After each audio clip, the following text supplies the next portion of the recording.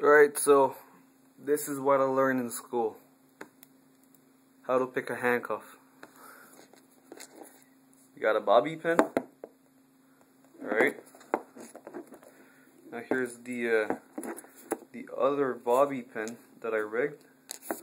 As you could see, just bend it a little bit right at the tip of it with this.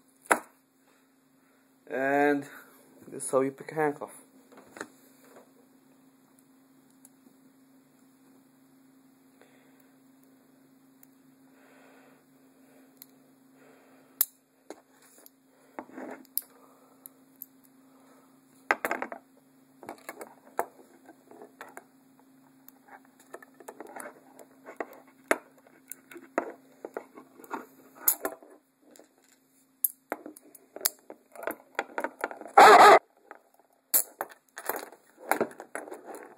That's a Smith & Wesson used by the cops.